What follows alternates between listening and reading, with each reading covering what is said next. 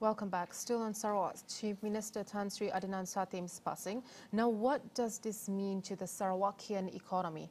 And to discuss further, we have with us Dr. Evan Lau, Associate Professor and Deputy Dean, Postgraduate and Research Faculty of Economics and Business, University Malaysia Sarawak.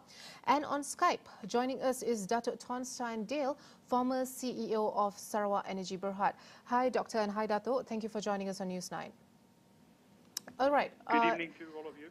Dr. Evan, now Tan Sri Adnan's passing came as a shock to most of us. Now, what does this mean to the plans in the pipeline under his leadership?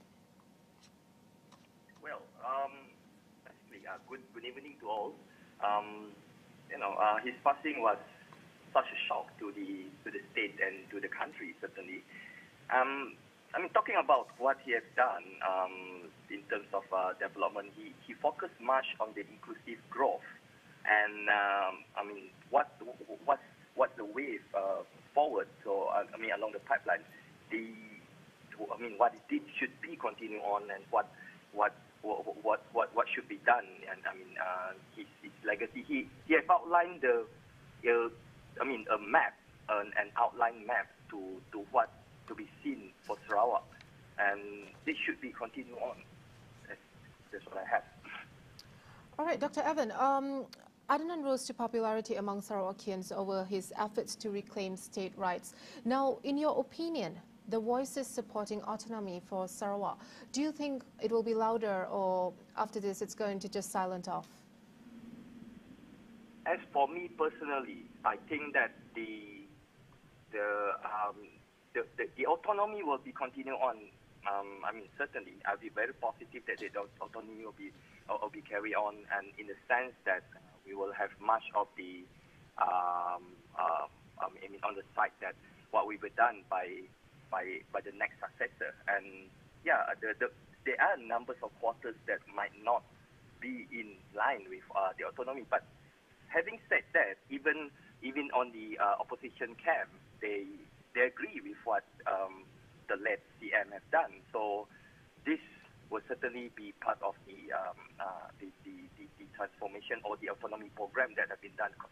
The legacy should be continued. All right, now, Dr. Thornstein, are you still with us? I'm with you.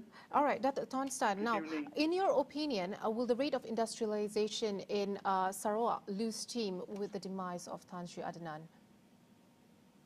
First of all, thank you for allowing me to say a few words. I was really saddened by receiving the news this morning in Oslo. And my warmest thoughts and condolences is going to his wife and his children, and of course his family. And also I would like to extend the condolences to all the cabinet members that has really lost a grand leader.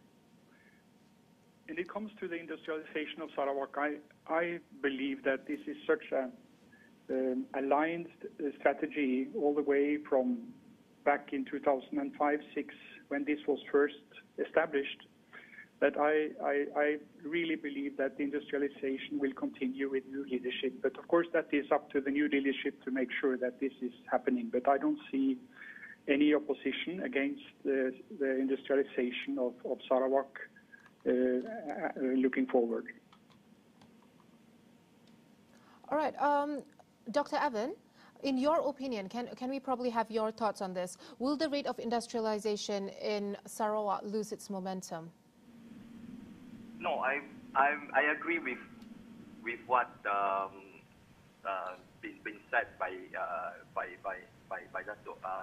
That the momentum will not be stopped. It will still there, and then it will be carry on in terms of that, and to put it much more convincing rate is that SCRO is going on. The Sarawak Corridor Renewable Energy, where the focus is mainly on the energy sector, coal and hydropower in particular, especially for the state. So that is along the pipeline of growth, and it will be a catalyst for growth for the state alongside with all the other industries too.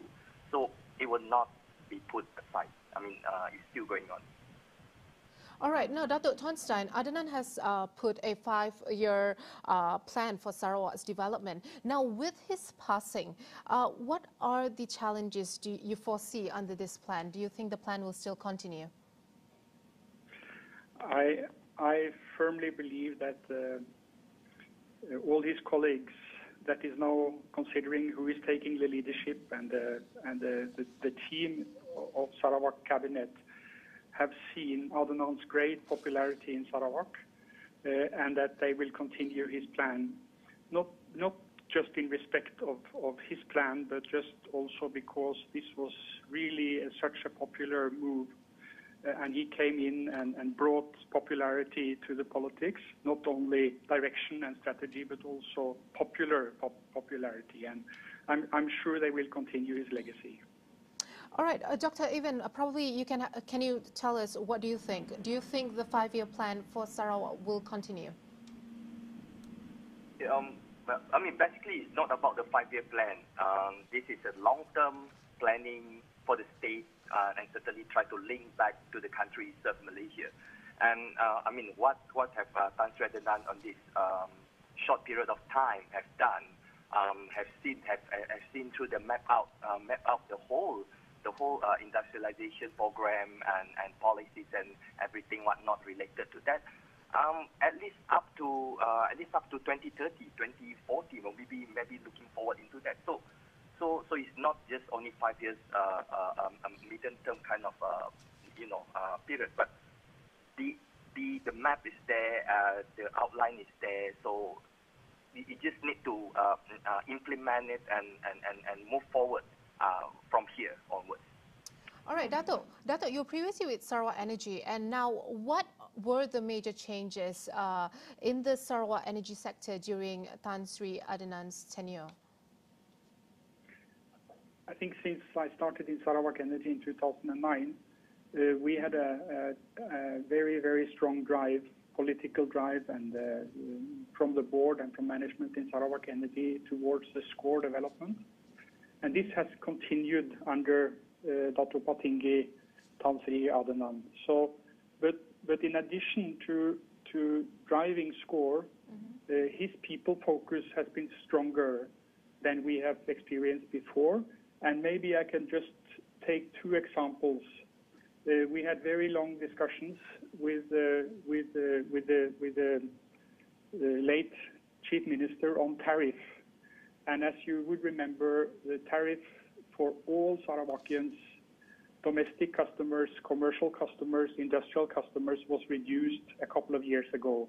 This was a drive particularly coming from the late Chief Minister. So this shows his people focus. The other large area that he demanded our focus on was increased rural development, meaning rural electrification.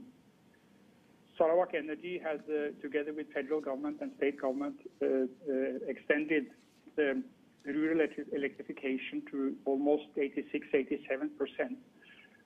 And we were relatively happy with this.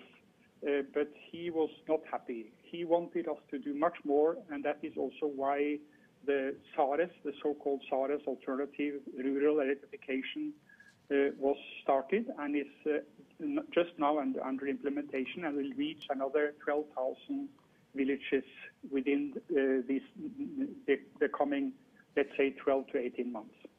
All right, thank you so much, Dato' Thornstein and also Dr. Evan, for joining us on Newsnight.